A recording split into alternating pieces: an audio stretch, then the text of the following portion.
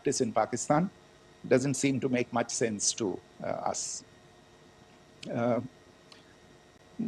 Pakistan has also claimed that India deliberately attacked religious sites.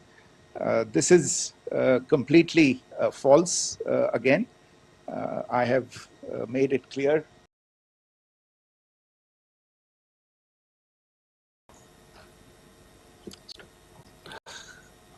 Good evening, ladies and gentlemen. I welcome you to this briefing by Foreign Secretary Sri Vikram Misri on the ongoing developments regarding Operation Sindoor. We also have with us Colonel Sophia Qureshi and Wing Commander Vyomika Singh for this briefing. With that, I hand over the floor to Foreign Secretary. Sir. Thank you, Ranveer. Good evening. Thank you all for joining for this briefing.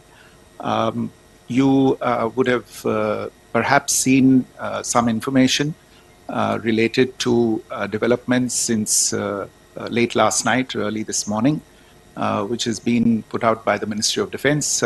Just in case it has been missed, I will request Colonel Sophia Qureshi and Wing Commander Vyomika Singh to just update you and fill you in on the details. Thank you, sir. Operation Sindoor पर 7 मई 2025 को हुई press conference के दौरान भारत ने अपनी प्रतिक्रिया को केंद्रित, संतुलित और गैर उत्तेजक बताया था। यह विशेष रूप से स्पष्ट किया गया था कि पाकिस्तानी सैन्य ठिकानों को निशाना नहीं बनाया गया।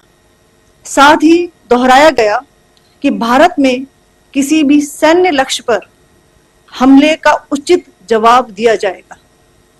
7 से 8 मई 2025 की रात को पाकिस्तान ने उत्तरी और पश्चिमी भारत में स्थित कई सैन्य ठिकानों को, जैसे कि अवंतीपुरा, श्रीनगर, जम्मू, पठानकोट, अमृतसर, कपूरथला, जालंधर, लुधियाना, आदमपुर, भटिंडा, चंडीगढ़, नाल, फलौदी, उत्तरलाई और भुज पर ड्रोन और मिसाइलों से हमला करने का प्रयास किया।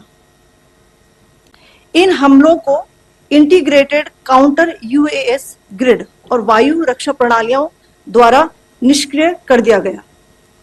इन हमलों का मलबा कई स्थानों से बरामद हुआ, जो कि पाकिस्तानी हमलों का प्रमाण है।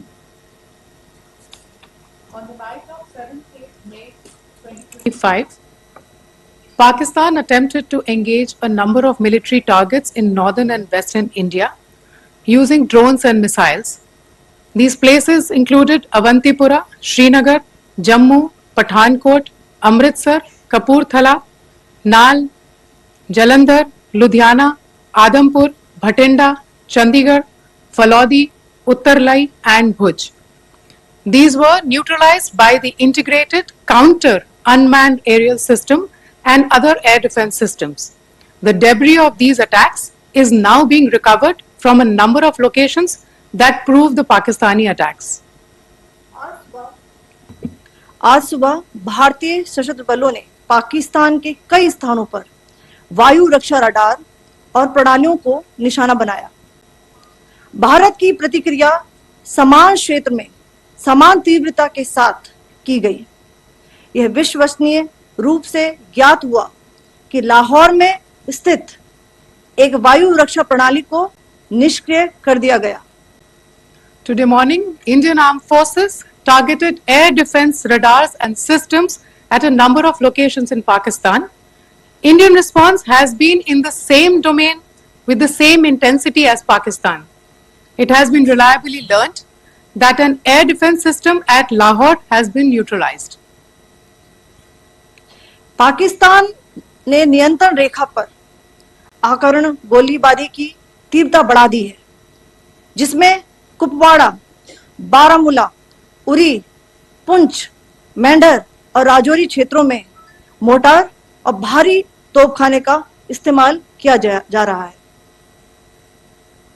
Pakistan has increased the intensity of its unprovoked firing across the line of control using mortar and heavy calibre artilleries in areas in Kupwara, Baramulla, Uri, Poonch, Mendhar and Rajouri sectors in Jammu and Kashmir. 16 innocent lives have been lost, including 3 women and 5 children, due to the Pakistani firing. Here too, India was compelled to respond to bring mortar and artillery fire from Pakistan to a halt. Indian Armed Forces reiterate their commitment to non-escalation, provided it is respected by the Pakistan military. Jai Hind.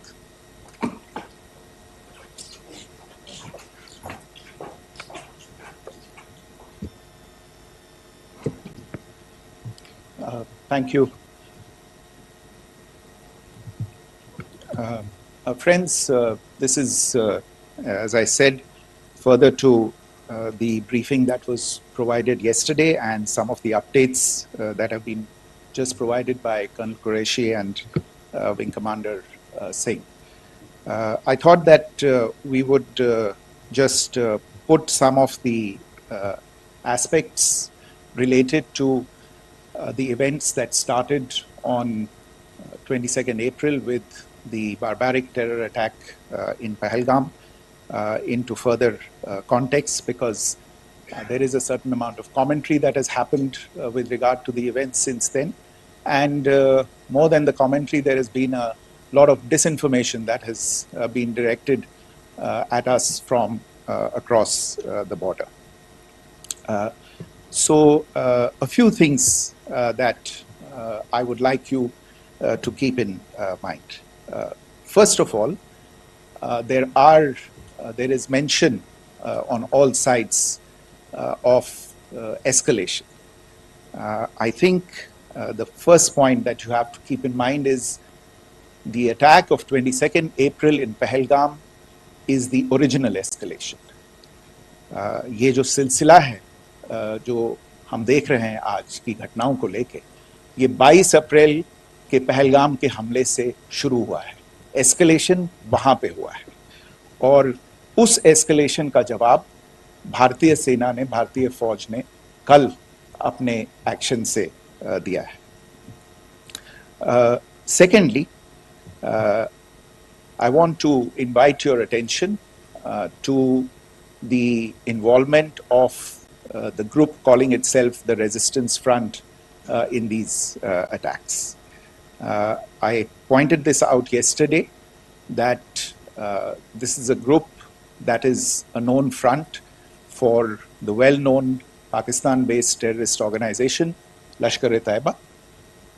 The group has been reported earlier. I mentioned to you about the Indian authorities providing information to the UN 1267 Sanctions Monitoring Committee.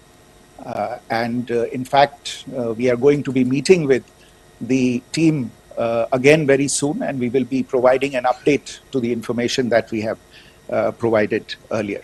But what is interesting, दिलचस्प बात यह है कि संयुक्त राष्ट्र की सुरक्षा समिति में जब पहलगाम के हमले को लेके एक प्रेस वक्तव्य जारी करने की बात चल रही थी, तो आप सोचिए किस देश ने टीआरएफ का, द रेजिस्टेंस फ्रंट का उसमें मेंशन किया जाना, उसको अपोज किया, पाकिस्तान ने.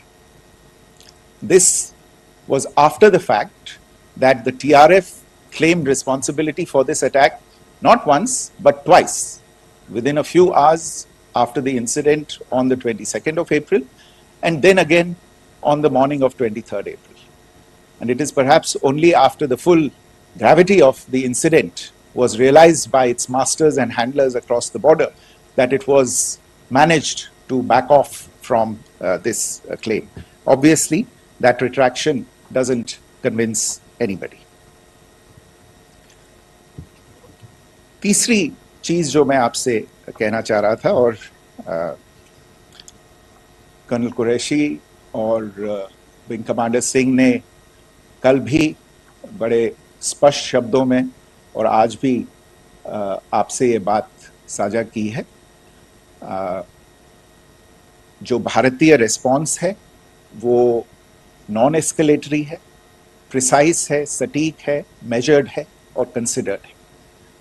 Our intention has not been to escalate matters. We are only responding to the original escalation, as I said, and our response has been targeted, precise, controlled, and measured.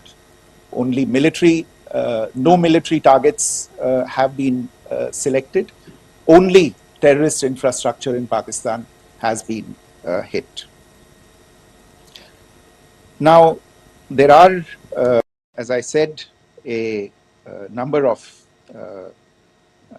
issues that have been raised in commentaries, and there's a lot of, as I said, unfounded disinformation and fabrication that has come from across the border. And I would just like to use this opportunity to set the record straight on some of these issues.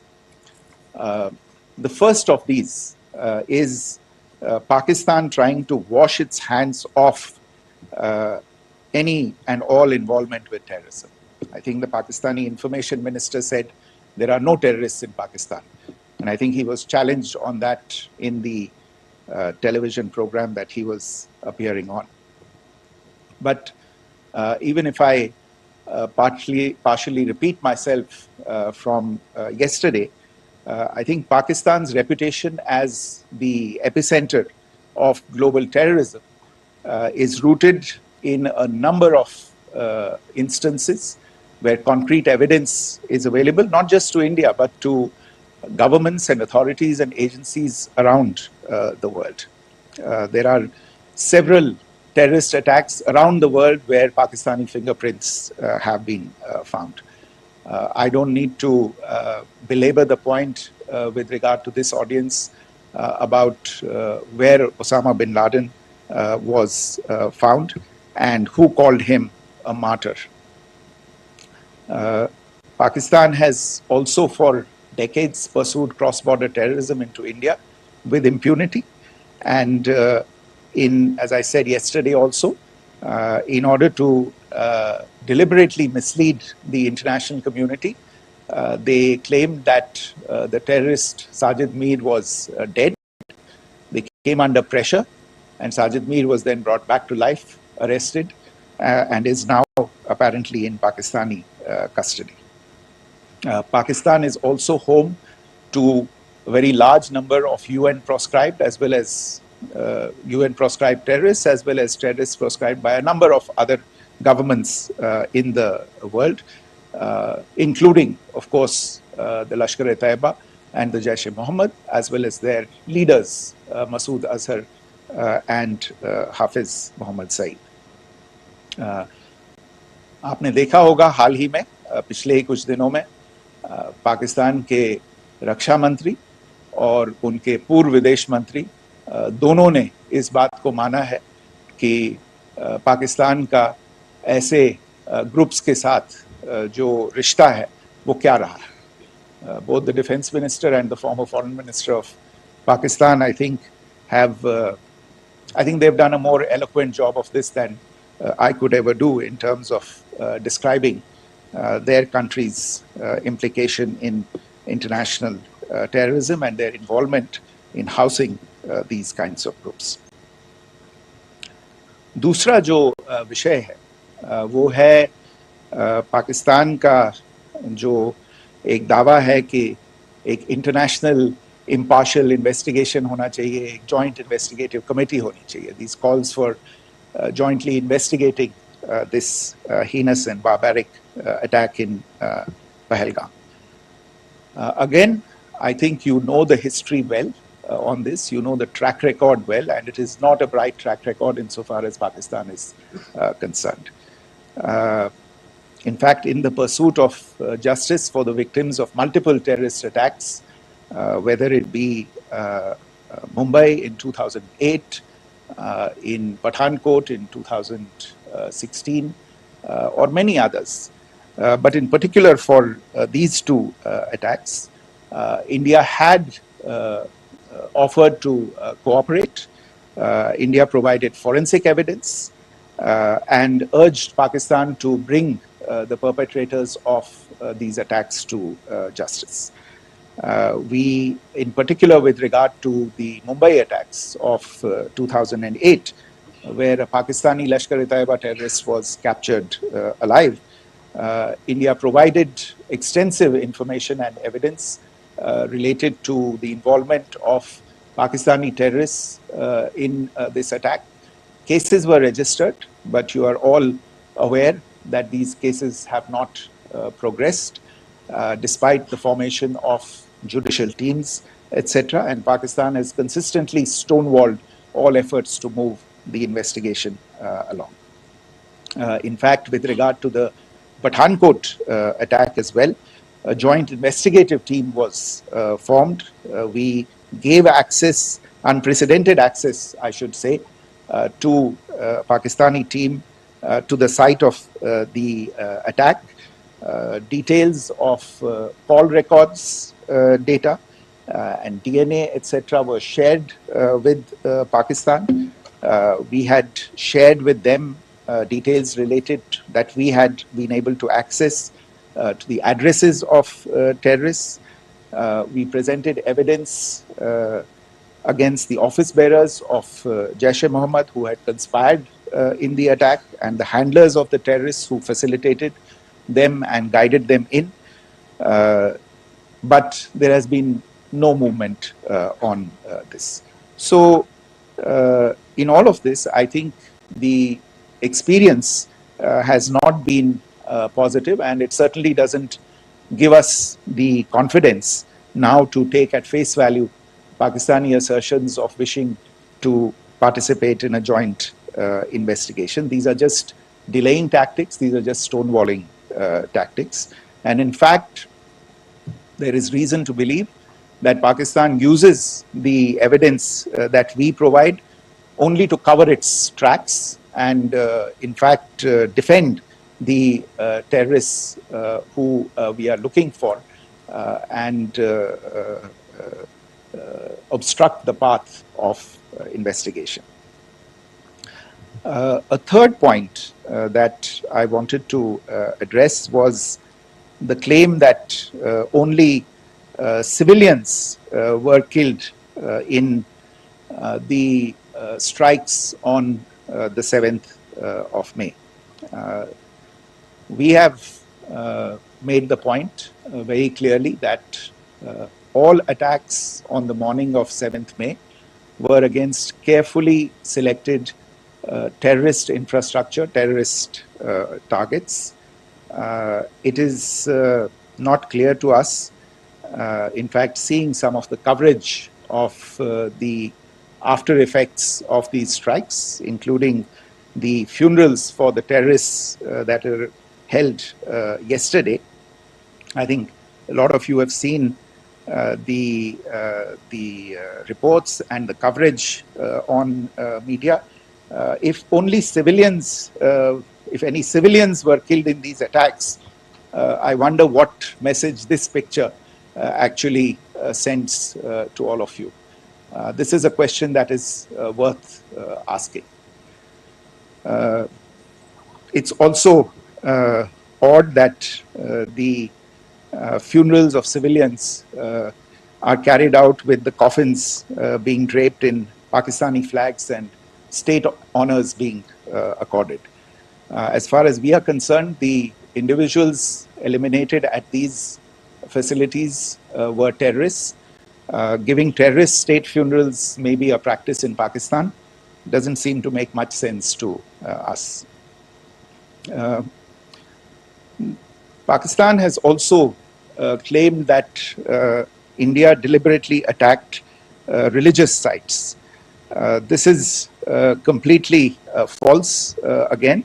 I have made it clear that the targets were terrorist infrastructure, terrorist facilities, and locations connected clearly with incidents of cross-border terrorism into India.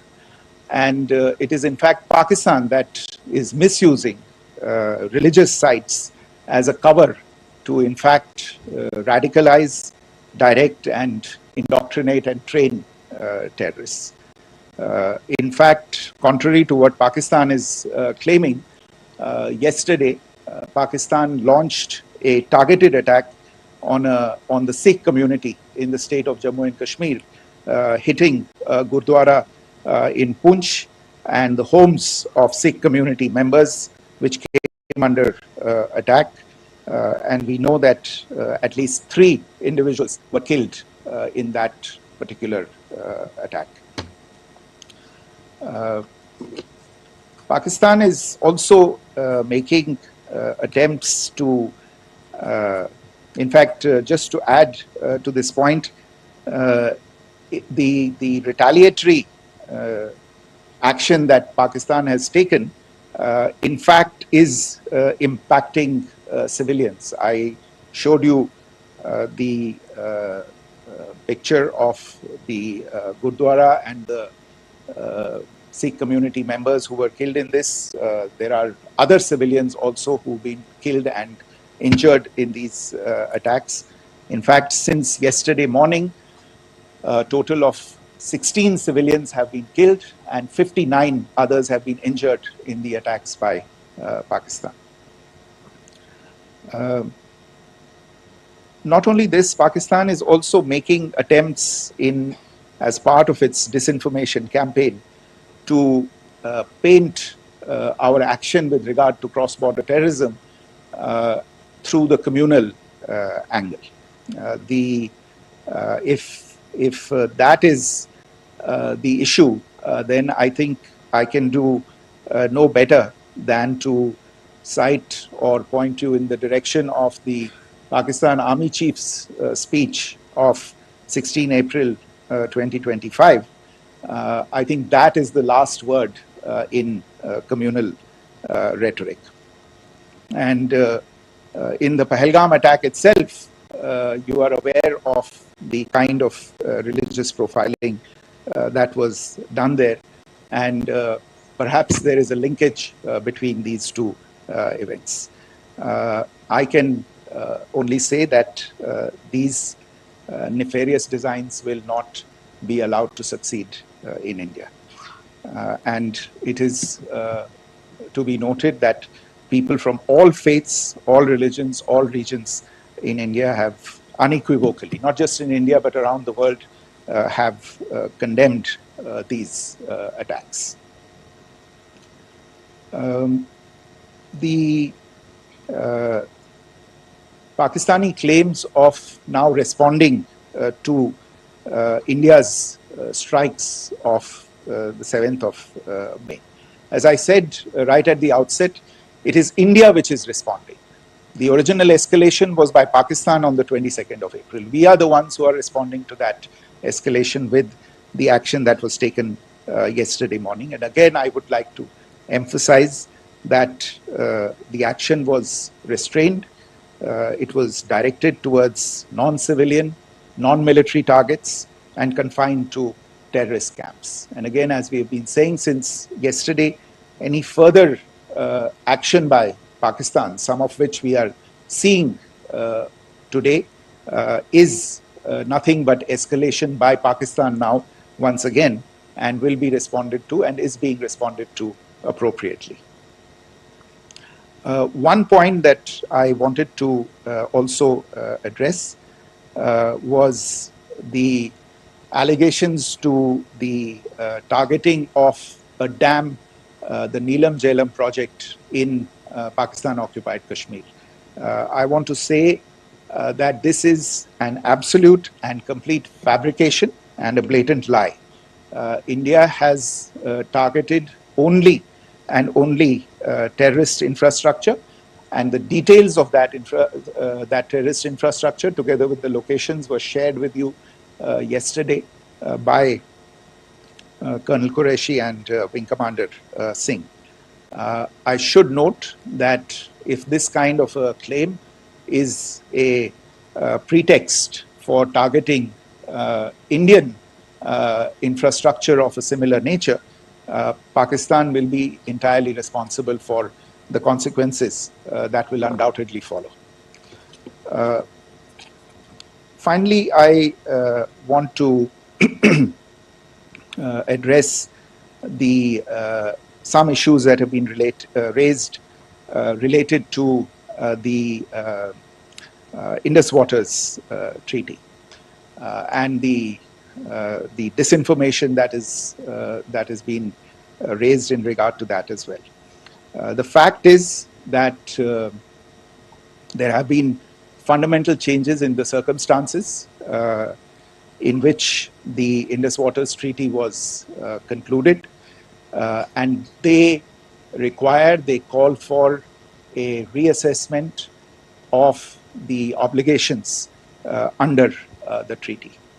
Over the last year and a half to 2 years, India has been in communication with the government of Pakistan. We've sent several notices to them requesting for negotiations to discuss modification of the treaty. India has for 6+ decades now honored the treaty, even during periods when Pakistan imposed multiple wars on us, and even when relations were adversarial. Pakistan is the one that has been acting in violation of the treaty, deliberately creating legal roadblocks in India exercising its legitimate rights on the Western rivers. Any projects that India sought to build on the Eastern rivers, and even on the Western rivers, which we are allowed to by the treaty, were always challenged by Pakistan, thereby hampering our rights to utilize our legitimate waters under the treaty. In fact, if you see the preamble of the treaty itself states that the treaty was concluded in a spirit of goodwill and friendship. Mark those words, concluded in a spirit of goodwill and friendship. ये भारत का धैर्य और भारत की सहनशीलता है जो 65 साल से हम इतनी प्रोवोकेशन के बावजूद इस ट्रीटी को निभा रहे हैं. However, as has been made clear earlier as well, Pakistan has not responded to our requests to enter into negotiations for a reassessment of the obligations under the treaty. A number of conditions have changed. This is a treaty that was based on the engineering techniques of the 50s and the 60s. We are living through the first quarter of the 21st century. Technological changes and technological advancements have to be taken into account. There are demographic changes. There are climate changes that have taken place. There is the imperative of clean energy. And of course, the terrorism that Pakistan has wreaked in the state of Jammu and Kashmir itself has hampered India's ability to exercise its rights under the treaty. Pakistan's persistent refusal to respond to our requests to enter into government-to-government negotiations on the modification of the treaty is, in a sense, itself a violation of the treaty. And therefore, India has taken the step of putting the treaty in abeyance until Pakistan abjures irrevocably its support for cross-border terrorism. Maybe I'll stop there. I mentioned earlier yesterday as well that this is an evolving situation. I would therefore ask all of you to be considerate and restrained. It will not be possible for us or my colleagues from the armed forces to share operational details at this point in time. Beyond that, if you have any questions, may I have time for only a few, and I'll try to answer those questions. Okay, I give the floor to Rishabh. On Secretary, good evening. This is Rishabh from Times Now. I just wanted to understand, as per the press release that has been released earlier today, it says that we have successfully hit at the air defense of Lahore. Does it give our forces a better chances if in case of further escalation? And are there other air defense places as well at strategic location that were targeted? Rishabh, you are violating the first rule that I set out at the end of my remarks. The press release that has been issued by the Ministry of Defense today speaks for itself. It is related to operational matters. It's been released by the Ministry of Defense. As more information becomes available, it will be released at the appropriate time. Once again, please don't go into operational details at this point in time, because this is a constantly evolving situation. Yeah, go ahead. Foreign Secretary Smita Sharma, just wanted to ask, the Pakistani Minister Ishaq Dar in an interview has claimed that the national security advisors of India and Pakistan have spoken to each other. If you could confirm or deny, and is complete severance of diplomatic ties with Pakistan also on the table? I have no information with regard to contacts between the two national security advisors. Insofar as diplomatic relations are concerned, you've seen the steps that were announced in response to the following the meeting of the Cabinet Committee on Security on the 23rd of April. There are no further steps that are under consideration at this moment in time. Here, go ahead.